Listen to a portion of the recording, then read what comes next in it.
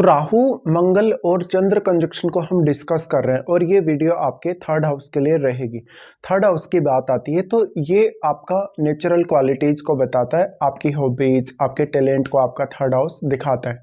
ऐसी कंडीशन में राहु आपकी नेचुरल क्वालिटीज़ को काफ़ी मल्टीप्लाई करेंगे और वो यहाँ मंगल और चंद्र की क्वालिटीज़ को भी काफ़ी ज़्यादा प्रभावित करेंगे। ऐसे में आप में उग्रता बहुत ज़्यादा होने की संभावना होगी। हालांकि अगर यहाँ राहु वेल प्लेस्ड हो तो इसका आपको काफ़ी फायदा भी मिलेगा, बट ये कंजक्शन कभी कभी रिश्तों के लिए उतना अच्छा साबित नहीं होता। जैसे अपने पड़ोसियों को लेके, भाई बहनों को लेके, रिश्तेदारों को लेके आपका कोई ना कोई मनमुटाव या विवाद जैसी स्थिति सामने आ सकती है।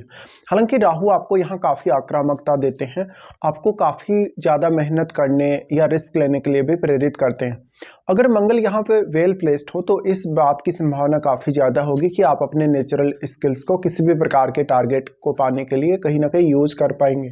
इस प्रकार के कंजक्शन के होते हुए आपको अपने आप पर हालांकि सबसे ज़्यादा ध्यान देना चाहिए और आपको अपने स्वयं की जो क्वालिटीज़ हैं उनका आभास करना चाहिए।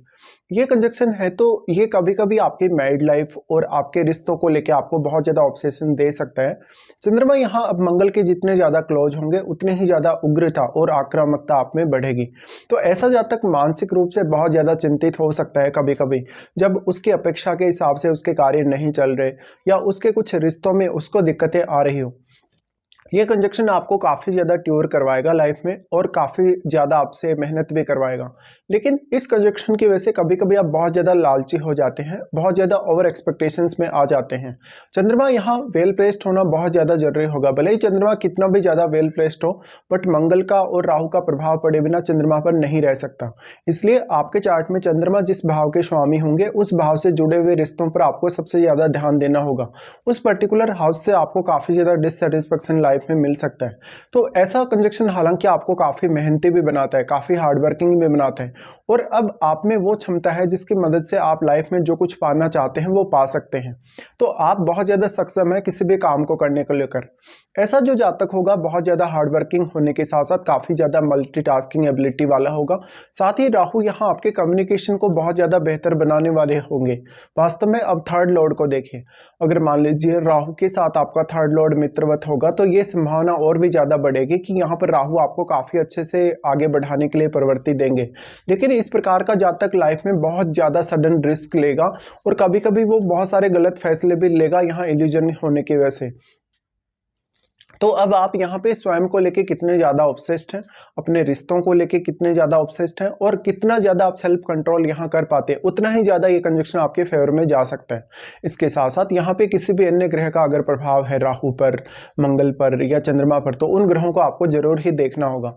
आपके चार्ट में देखिए मंगल आपके चार्ट में कौन कौन से भाव के स्वामी होकर यहाँ आ रहे हैं, उन भावों से रिलेटेड आप बहुत बड़ी कोई रिस्क लाइफ में ले सकते हैं और उन भाव से संबंधित रिजल्ट्स को पाने के लिए आप किसी भी हद तक अपनी लाइफ में जा सकते हैं। देखिए थर्ड हाउस में ये कंजक्शन होगा तो आपकी नेचुरल स्किल्स को डेवलप करने का मौका आपके पास रहेगा। कभी कभी ये कंजक्शन बहुत ज्यादा कामुकता बढ़ाता है या आपके जीवन साथी के साथ आपको काफी मतभेद भी देता है। इस प्रकार से देखा जाए तो आप जब भी किसी से पार्टनरशिप में आएंगे, कोई भी पार्टनरशिप का बिजनेस करेंगे या कोई भी ऐसा बिजनेस करेंगे जिसमें आप इंडिविजुअली बहुत ज्यादा इन्वॉल्व हैं, ऐसे में आपको सक्सेस मिलने की संभावनाएं काफी ज्यादा बली होती जाएंगी। लेकिन यहाँ पर आपको काफी प्रॉब्लम आएगी अगर आप किसी भी प्रकार से पार्टनरशिप करते हैं किसी भी बिजनेस वगैरह में, क्योंकि आपका हो सकता है जो टारगेट है वो कुछ और हो और सामने वाला जो आपके साथ पार्टनरशिप में उसका मेंटलिटी काफी डिफरेंट हो सकता है, क्योंकि आपके चंद्रमा यहाँ राहु और मंगल दोनों से ही प्रभावित हो रहे हैं।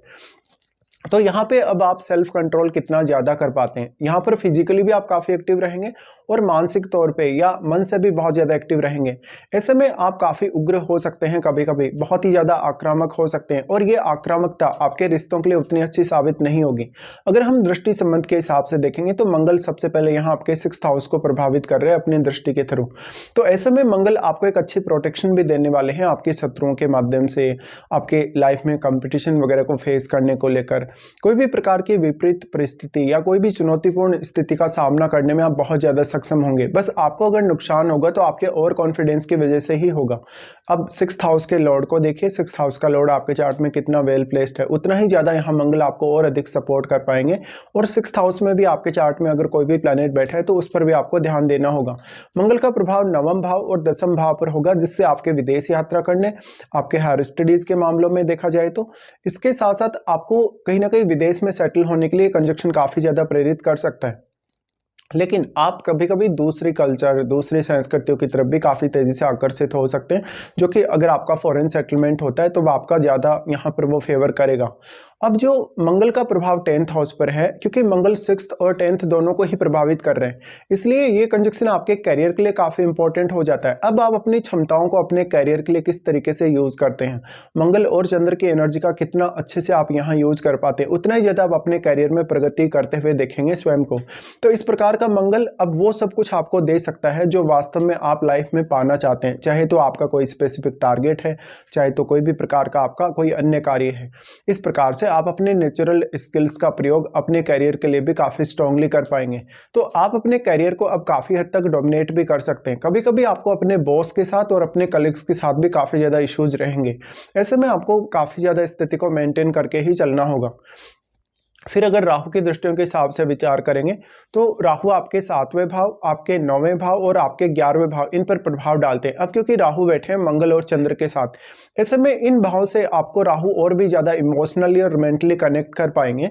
ऐसे में आपकी जीवन साथी से भी बहुत ज़्यादा अपेक्षाएं बढ़ जाएंगी। ऐसे में हो सकता है आप एक लव मैरिज करने या अपनी खुद की मर्जी से मैरिज करने की तरफ जा रहे हैं। इसके लिए लेकिन सप्तम भाव में बैठा हुआ प्लैनेट भी आपके लिए उतना ही महत्वपूर्ण है और आपका सप्तमेश भी। इसके साथ साथ क्योंकि राहु और चंद्र दोनों का ही प्रभाव आपके 9th हाउस पर होगा, ऐसा राहु आपको विदेश यात्रा करने, आपको कोई भी लंबी दूरी की यात्रा करने या तो फिर लाइफ में बहुत सारे ट्रेवल करने के लिए प्रेरित करेगा। तो ऐसा जातक ऐसा हो सकता है जिसकी इच्छाएं, जिसकी अभिलाषाएं बहुत ज़्यादा होंगी अपने आप को लेकर भी और दूसरे रिश्तों को लेकर भी।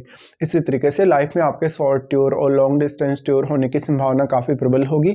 ऐसा व्यक्ति घूमना फिरना काफ़ी पसंद करेगा और उसके द्वारा वो कुछ नए अनुभव भी प्राप्त करेगा।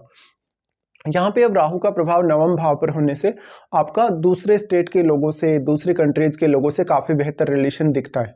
इसके साथ साथ 9वें भाव में केतु भी स्थित होंगे। 9वें भाव में केतु स्थित होंगे तो आप हायर स्टडीज़ पे ज़्यादा से ज़्यादा ध्यान दे सकते हैं, या तो आध्यात्मिक रूप से या कहीं ना कहीं धार्मिक रूप से भी अपने आप को काफ़ी हद तक डेवलप कर सकते हैं।